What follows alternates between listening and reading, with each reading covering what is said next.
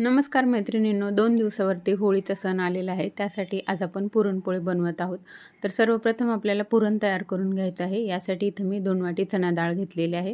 ही स्वच्छ धुवून घ्यायची 2 पाण्याने आणि नंतर मग यामध्ये डाळीच्या 2 पटीने पाणी घालून घ्यायचं आहे आणि कुकरचं झाकण लावून याच्या आपल्याला 4 शिट्ट्या करून घ्यायच्यात.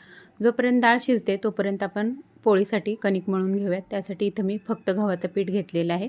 यामध्ये थोडंसं मीठ घालायचं आहे, हलकंसं मिक्स करून घ्यायचं आहे आणि नंतर मग थोडं थोडं पाणी घालत हे घट्टसर असं पीठ आपल्याला मळून घ्यायचं आहे. ज्या पद्धतीने आपण चपातीला पीठ मळतो तशा पद्धतीने मळून घ्यायचं आहे. हलकंसं मळून घेऊन वाटी किंवा काहीतरी झाकण ठेवून हे पीठ आपल्याला झाकून बाजूला ठेवून द्यायचं आहे. आता इथं पाहू शकता आपली डाळ जी आहे ती छान शिजलेली आहे.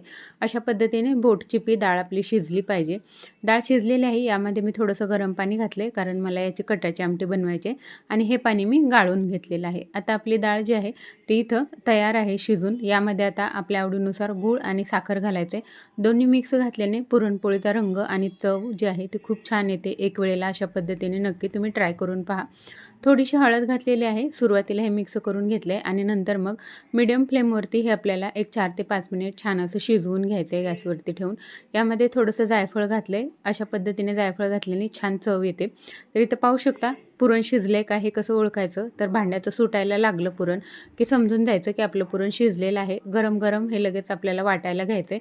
थंड झाल्यावरती पुरण वाटत नाही. जाळीने वाटा कारण एकसारखं पुरण आपलं वाटलं जातं. तर पुरण वाटून झालेलं आहे. हे आता आपल्याला थंड करून घ्यायचं आहे. पुरण थंड झाल्याच्या नंतर यामध्ये मी आणखीन वेलची आणि जायफळ पूड घातलेली आहे. पुरण जे आहे ते पूर्णपणे थंड करून घ्यायचं आहे. गरम पुरणाची पोळी केली तर आपली पोळी लाटते वेळेला फाटते. त्यासाठी पुरण पूर्णपणे थंड करून घ्यायचे. आता पुरण तयार आहे. आता आपलं पीठ जे आहे तेही छान मुरलेलं आहे. याला तेलाचा आणि पाण्याचा हात लावून अशा पद्धतीने 1 मिनिटभर हे आपल्याला मळून घ्यायचे. म्हणजे पिठामध्ये छान असा लवचिकपणा येतो आणि आपली पोळी जी आहे ती फाटत नाही किंवा तुटत नाही. छान अशी मऊ लुसलुशीत आपली पोळी तयार होते. तेलाचा आणि पाण्याचा हात लावून छान असे गोळे याचे तयार करून घ्यायचेत. पुरण तयार आहे, कणिक तयार आहे. कणकेचा एक गोळा सुक्या पिठामध्ये बुडवून घ्यायचा आहे. अशा पद्धतीने त्याला पसरट बनवायचं आहे आणि नंतर पुरणाचा गोळा आतमध्ये ठेवून हलक्या हाताने हे बंद करून घ्यायचे. मी आज पिठावरती पुरणपोळी लाटलेली आहे. त्यासाठी कोरड्या पिठामध्ये बुडवून घ्यायचे आणि हलक्या हाताने पुरणपोळी लाटायचे. खूप भार द्यायचा नाही, तशी ही आपली पुरणपोळी फाटते. एकसारखी छान अशी पुरणपोळी लाटून घ्यायचे. मस्त तवा गरम झालेला आहे त्यावरती घालून घ्यायचे.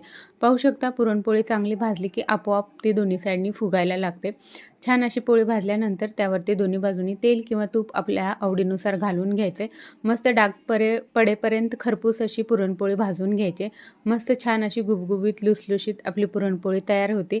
रेसिपी कशी वाटली कमेंट नक्की करा. आवडली असेल तर सबस्क्राईब करा.